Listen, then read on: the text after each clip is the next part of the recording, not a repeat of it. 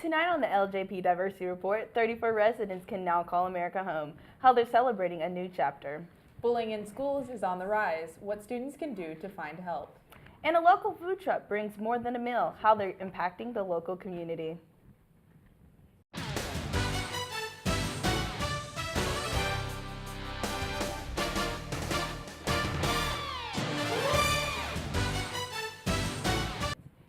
Welcome to tonight's edition of LJP Diversity Report. I'm Talia West. And I'm Kate Castleman. Thanks so much for joining us. Recently, more than 30 immigrants from around the world took the oath of allegiance to become U.S. citizens. Reporter Caroline McCone is live in the studio with what happened at the emotional ceremony. That's right, guys. I had the opportunity to witness an American citizen's first moments. Here's how these immigrants were celebrated. To achieve the status of an American citizen is a rigorous and strict process that thousands of immigrants engage in for the chance to partake in their own American dream. The naturalization ceremony at the Fayetteville West District Court celebrates these new brave citizens and how they overcame the challenges and backlash to find their place in a country that some feel they may not belong. America always seemed to me and is to me a country of not just opportunity, but a country of freedom.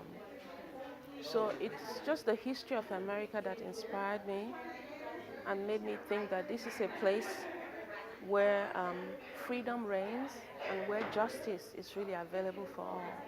It's a long process, but at the end of the day, I think many people are thankful for a country like America, where you actually have the opportunity and there's a pathway to naturalization. Not every country in the world offers foreigners a pathway to naturalization.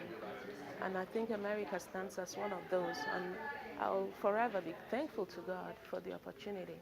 It is always just the best day in court for me. I've been a judge for 7 years and have seen hundreds of people take this last step to become citizens. And I'm almost moved to tears every time I participate and preside in these ceremonies. I've heard many stories from these individuals. My definition of American dream is it's a country where you can dream big, no matter who you are, no matter your nationality, no matter your race, and you can actually work hard and see your dream come to be. Here in America, there are currently 1.4 million undocumented immigrants going through this process. Live in studio, I'm Caroline McCone. Back to you at the desk. Thanks, Caroline. Congratulations to the newest citizens of the United States. In Arkansas, students with disabilities have lower rates of participation in after-school activities. But one program helping change that I was able to catch up with one citizen who is taking part in that change. Arkansas Promise is part of a new program sponsored by the U.S. Department of Education and Social Security Administration to help youth who receive disability benefits and their families with educational and employment outcomes. My disability is Duchenne's muscular dystrophy. It's when your muscles fatigue over time and you get weaker. The site that Kobe attends is at the Jones Center. We meet from September through May. We have a monthly training. Currently, we're doing the 7 Habits of Highly Effective Teams. We also do a financial reality fair, and we also do benefits counseling. Kobe Johnson has been in Arkansas Promise since 2015. He said he really enjoys the program because he gets to work and hang around other people who are going through the same thing. His twin sister, Jordan Johnson, acknowledges some changes she has seen in his mood. His mood has changed since he's been in Arkansas Promise. He's been more outgoing and confident, I can tell, in himself. It's benefited me and my family because they're happy for me that I get to go to work, and instead of just sitting at home all the time, I can work and have money to buy what I want. And the program makes me feel that like I can do anything, even with my disability. And it just makes life easier. 2,000 youth are currently enrolled right now. If you or a loved one are interested, enrollment starts now for ages 14 to 16 who receive SSI benefits and live in one of the service areas Arkansas Promise serves. If you are looking for empowerment, employment, or education, Arkansas Promise is right for you. For UATV, I'm Talia West. If you'd like more information on Arkansas Promise, you can go to their website at promisear.org. Students from local schools come together how they are conversing the diverse community of Northwest Arkansas. Plus, hate crimes in schools are on the rise, how schools are being affected by the recent political climate. All this and more when we return.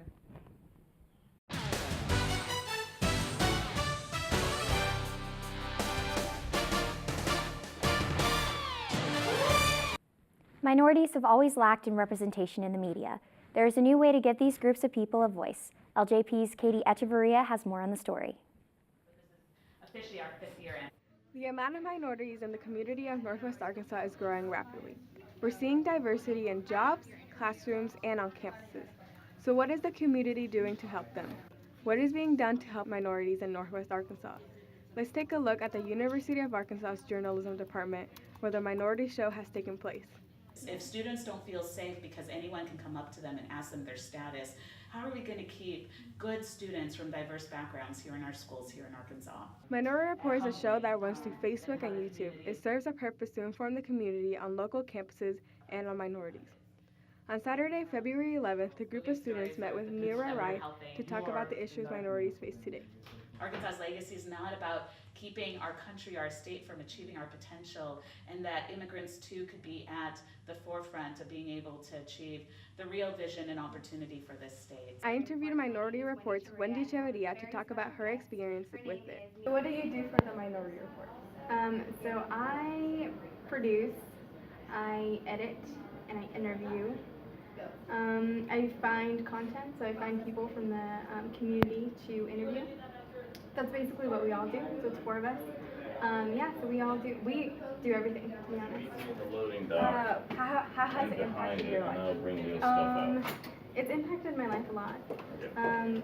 Seeing other people from other minority groups and getting the chance to kind of tell their story or getting the chance to just learn about them has really impacted me and has made me just put myself in their shoes. So I think it's impacted me so much.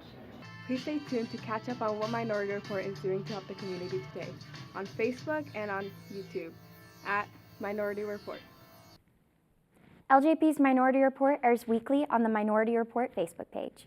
The United States is home to one of the most powerful militaries in the world. The key to having a strong force is to have diverse individuals that come together and unite as one. LJP's Parker Hayes has the story. The United States military is the most expensive and powerful military in the world, with over 1.3 million active personnel and over 800,000 reserves. In order to interact and engage with citizens in our complex world, our military has to be diverse.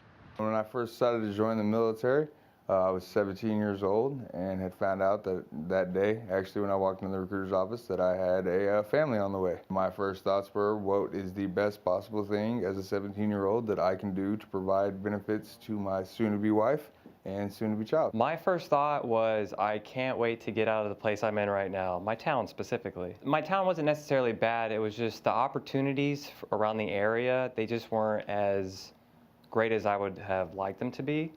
So the thing with the Army was that they provided a lot of opportunities. Having a diverse military in the United States gives us the advantage in expanding the ability to interact and engage with citizens in our complex world. Military shows diversity in a numerous amount of ways. We support numerous different cultures. We in no way, shape, or form hold anyone back based off of any type of belief or race, religion, creed. You know, you can be you in the United States Army. When I first joined, females weren't allowed to be in combat arms MOSs. Now we have available for females to go into combat arms and special forces, so that's a huge leap for us. The military needs diversity to support the missions that we take on in numerous different countries. You have to have multiple different people's aspects and opinions on the mission at hand. We travel worldwide, we go around the world. Everybody has a different perspective on life. And so they have a different perspective of how they view somebody. With that being said, it gives us greater advantage to be able to help no matter where we go. Regardless of race, ethnicity, or gender, every soldier is a hero who has sacrificed their lives for the ideals and goals of the United States of America. Having a diverse military ensures that we have a diverse and safe nation. Thank you, Andrew. Having a diverse military in the United States gives the U.S. an advantage in expanding the ability to interact and engage with citizens all over the world. Coming up, a local school is fighting for equality in sports. The steps players are taking. Community leaders look to make a change in Fayetteville. How diversity will make this possible. All this and more when the Diversity Report returns.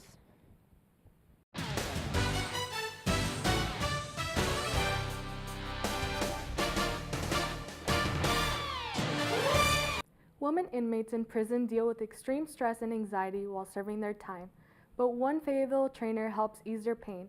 LJP reporter Ruby Guy has more on the story.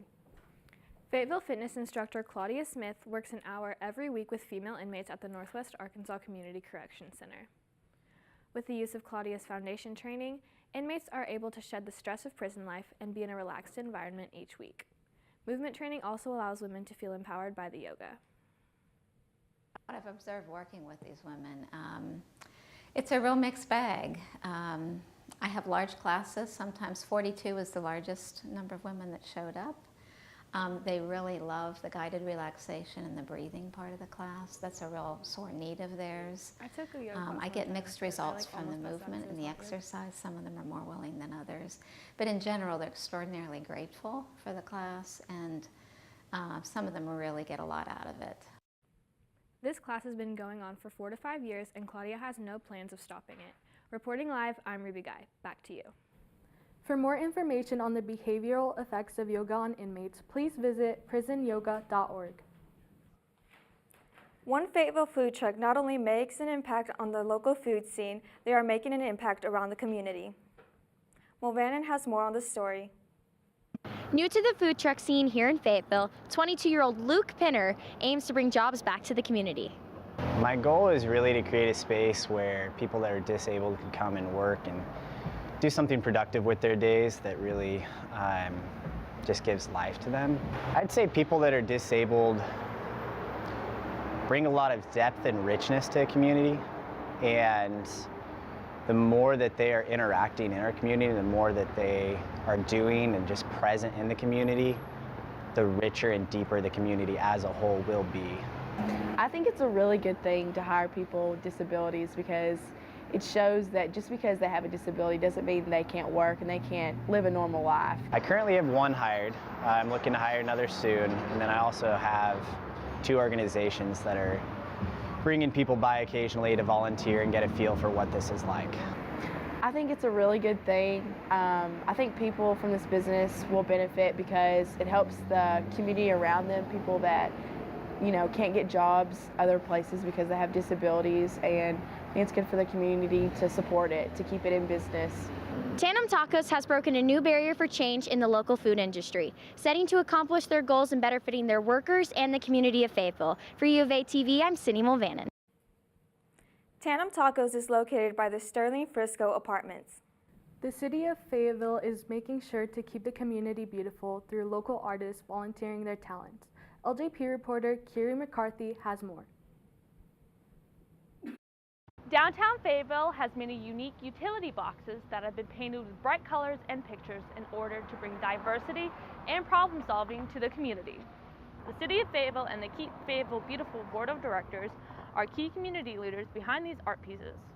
Back in 2013, the City of Fayetteville created an affiliate of Keep America Beautiful, which is called Keep Fayetteville Beautiful. And one of the programs that came out of that was a program with our police department, in which we look for volunteers, artists in the community to help paint utility boxes downtown in the entertainment district that happen to be getting tagged a lot with graffiti. It's a very interesting thing to have. Like, if you're a tourist in the city and you're just driving around, maybe you see one and you're like, well, that's really cool. And then you see more, and it kind of comes like a Fayetteville thing. And I met one of the ladies who was painting one by the train bake on Dixon. She was incredibly nice, and she was just doing it because she wanted to do it, and she thought it would be awesome for people to see what she could do and that she could make something as cool as that art. The artists themselves are the ones that have the creative touch to this, and they've come up with some really good ideas. I think the boxes give each artist their own opportunity to express themselves in a way that not everyone would be able to see if it weren't in such a public place like Dixon Street, for instance. It's a growing project. We rely on donations from the public to supply us with the painting supplies. Unfortunately, we don't have any money to pay the artists, so it's just volunteer work. The program is open to anyone to volunteer their talents. I'm Kiri McCarthy. Artists can submit their own designs by visiting FayettelleAR.gov. Well, that will do it for this edition of the Diversity Report. I'm Sky Becerra. And I'm Stacy Merlos. Have a great rest of your day.